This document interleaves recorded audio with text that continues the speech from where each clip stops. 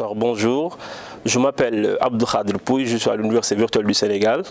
Donc mon rôle un peu, c'est de gérer les interfaces graphiques des plateformes, tout ce qui est design graphique, des cours aussi.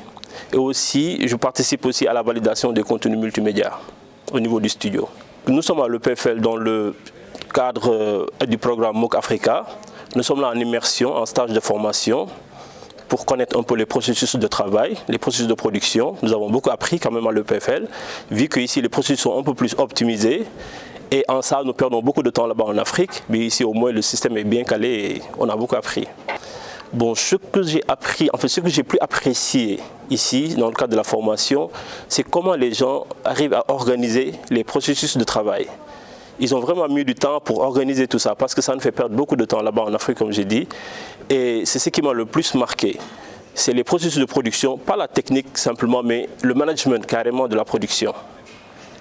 Et puis bien sûr en interne, on a beaucoup appris côté technique, parce qu'ici ils prennent plus en charge beaucoup de choses pour mettre à l'aise l'apprenant.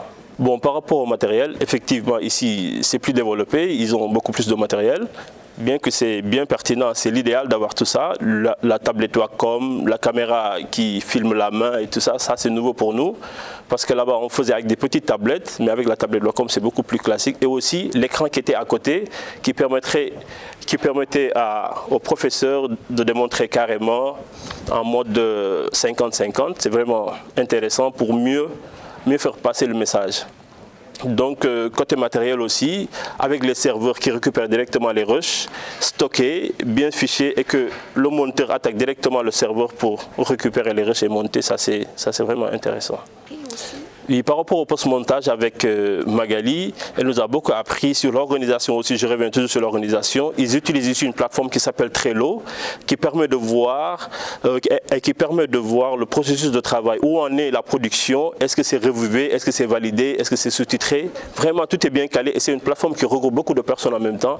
Et ça c'est une bonne expérience. J'espère qu'on pourra retrouver Trello avec notre plateforme, qu'on pourra le réutiliser avec nous aussi pour mieux gérer les projets.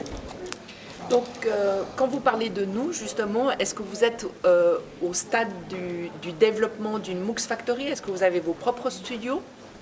Bon, actuellement, on a un studio avec lequel on travaille, mais l'UVS est la première plateforme d'enseignement à distance, vu que sur le nombre d'étudiants inscrits, on est 17 000. Donc, on est effectivement appelé à faire des MOOC pour renforcer les capacités, parce que la demande est là et que tout le monde n'a pas le bac, vu que aussi à l'Université virtuelle du Sénégal, il faut avoir le bac pour s'inscrire. Les MOOC c'est beaucoup plus ouvert, ça donne beaucoup plus de possibilités à former les populations qui veulent bien, avec des programmes bien spécifiques. Donc c'est vraiment pertinent d'avoir un MOOC là-bas.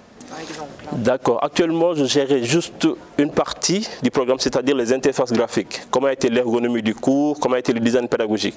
Mais au retour, je voudrais quand même gérer tout le processus de la préparation du cours avec le prof, comme on a appris ici, avec les slides bien sur la charte graphique et tout, avec les points, le cours bien segmenté, passer aussi au rendez-vous agenda du prof pour qu'il vienne faire. En fait, tout le processus de production, une vision plus globale. C'est ça que j'ai appris. En fait, c'est ça que je veux être là-bas, responsable de production, disons, médias, quelque chose comme ça.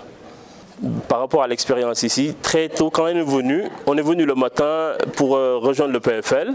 On s'est réveillé très tôt, mais on a fait tout le circuit parce que c'était très difficile de se repérer. À chaque fois, on nous donnait une carte.